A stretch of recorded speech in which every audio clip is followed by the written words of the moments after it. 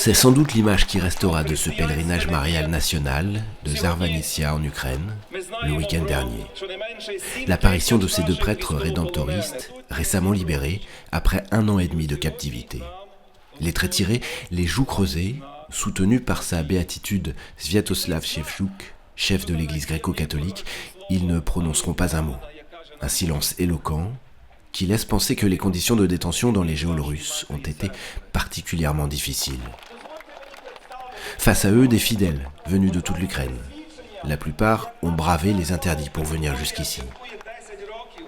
Depuis le début de la guerre, pour des raisons évidentes de sécurité, les manifestations publiques sont interdites. Sur les hauteurs, des engins anti-drones veillent à la sécurité des fidèles. Avant le début du conflit, ce pèlerinage réunissait plus d'1 million de fidèles. Ce week-end, ils étaient entre 5 et 10 000. Nous sommes au sud de Lviv, à l'ouest de l'Ukraine, en Galicie, une région située entre Pologne et Roumanie, une région loin de la ligne de front mais qui subit malgré tout les affres de la guerre. Et ce qui frappe, lorsque l'on s'attarde un peu, c'est l'absence d'hommes dans l'assemblée. La plupart sont au front. Alors, comment ne pas discerner dans les regards de ces femmes, de ces mères ou de ces filles, la douleur, l'angoisse et la peur? Parmi elles, Maria. Avec son groupe de pèlerins, Maria a marché plus de 120 km pour venir ici. Comme toutes les femmes présentes ce matin-là, son histoire est à la fois banale et terrible. Voilà 114 jours que Maria n'a plus aucune nouvelle de son mari. Et c'est sans doute cela qu'elle implore ce matin. Le retour de son homme, ou au moins avoir quelques nouvelles. Maria montre à qui veut prendre le temps les images de sa vie d'avant, celle d'un bonheur perdu mais toujours si présent. Elle semble étrangement sereine, mais lorsque le prêtre évoque dans son homélie la disparition des soldats, elle craque.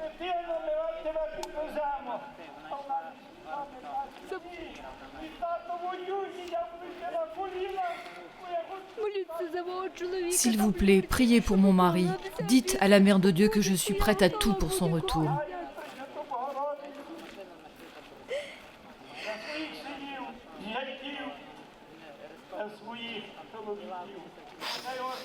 À ses côtés, son amie Ivana, 78 ans, une force de la nature qui incarne la capacité de résilience du peuple ukrainien. Elle aussi est venue à pied. Je ne perds jamais espoir, et avec l'aide de Dieu, si je tombe, je me relève et j'avance. De toute façon, j'aurais eu un infarctus si je n'étais pas venue ici. L'histoire de l'Ukraine n'est que succession d'invasions et libérations. Au XXe siècle, par exemple, le pays est sous le joug communiste, toute pratique religieuse est proscrite. Venir prier ici pouvait être passible de prison. Le père Ivan a bien connu cette période d'une église dite des catacombes. Au début des années 90, lorsque son pays accède à l'indépendance, il est encore séminariste. Il vit de l'intérieur ce formidable renouveau. En 2 jours, des gens d'un peu partout d'Ukraine sont arrivés ici. À pied, en voiture, en bus. Et tous ensemble, nous étions si nombreux qu'on ne pouvait plus bouger. On était peut-être 1 million à participer aux différentes liturgies. Et tous ensemble, nous remercions Dieu pour avoir enfin obtenu notre indépendance. Dès les origines du sanctuaire, il est question de guerre et d'agression étrangère. La tradition raconte qu'au XIIIe siècle, un moine fuyant une invasion mongole s'arrête ici pour se reposer et surtout soigner sa blessure. Épuisé, il s'endort et voit en songe la Vierge Marie. À son réveil, il découvre une icône similaire à celle-ci. Le moine constate alors que ses blessures sont guéries. Rempli de gratitude, il fait construire une chapelle pour abriter l'icône miraculeuse. Depuis, comme à Lourdes, on vient ici déposer ses souffrances. Monseigneur Ili Plochina est administrateur apostolique de l'éparchie Saint-Volodymyr le Grand à Paris. Il constate avec amertume les souffrances de son peuple, mais surtout à quel point cette parenthèse, loin des douleurs du monde, est essentielle pour ces femmes.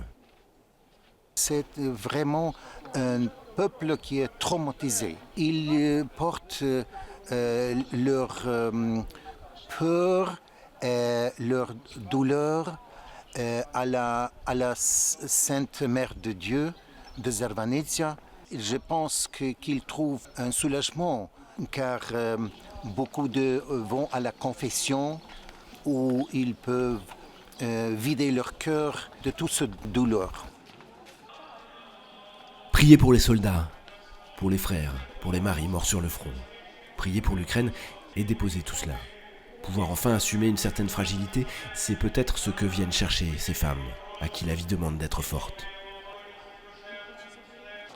Ce week-end, et pour la première fois, tous les évêques grecs catholiques du monde entier se sont retrouvés à Zarvanitsa, avec un message: être en communion avec la souffrance du peuple. Et si la soirée se clôture avec l'hymne des morts, succède l'hymne à l'indépendance, chanté sur la place de Maïdan lors de la Révolution orange en 2014. Sur les visages, l'épuisement, la souffrance face à un conflit qui a fait trop de morts, mais la foi en l'avenir est là, toujours intacte.